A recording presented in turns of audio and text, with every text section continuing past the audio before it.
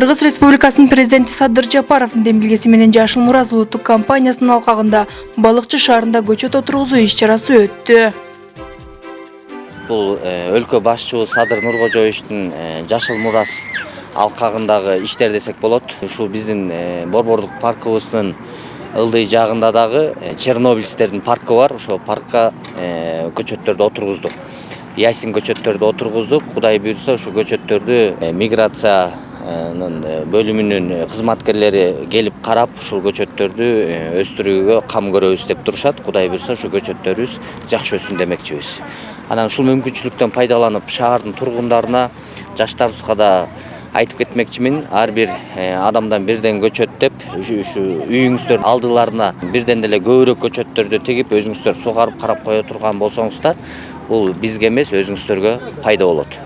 Иш-чарага шаар мэрия Азамат Арнабек уулу, Кыргыз Республикасынын эмгек социалдык камсыздоо жана миграция министринин орун басары Бакыт Тарманкул уулу, шаардык башкармалыктын башчысы Тынар Аба Муслимов эмгек жамааты менен катышышты.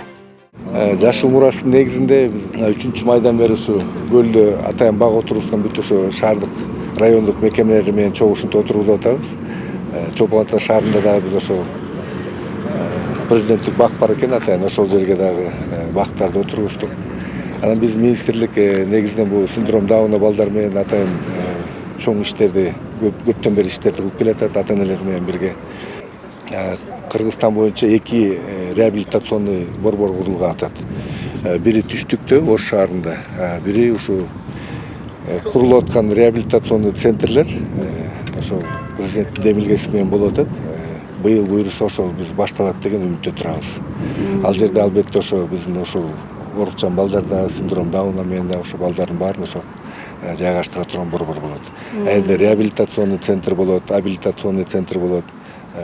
Башка биздин ошо социалдык эмелерди карай турган бүт эмелерди ошо камтып кетет ал центр. Мында Даун синдрому менен жашаган балдар жана алардын ата-энелери менен биргеликте мажурум көчөттөрү отургузулду. Менин кызым синдром Даун боюнча группабыз бар ушул жерде. Ошол группаны дагы балдар Даун менен ооруган балдар ата-энелер менен чогуу келип, ушул жерге жакшынакай жашылдандыруу иш-чарасына катыштык. Ушул Балыкчы шаарынын жашылдандыруу иш-чарасына мен дагы ушундай колум көтөрүп колдойм.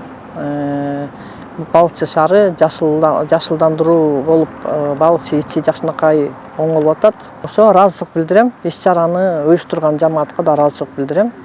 Бул иш-чаранын максаты экологиялык абалды жакшыртуу, инклюзивдүү коомду түзүү, ошондой эле келечек муундарга пайдалуу Жашыл Мурас калтыруу болуп саналат.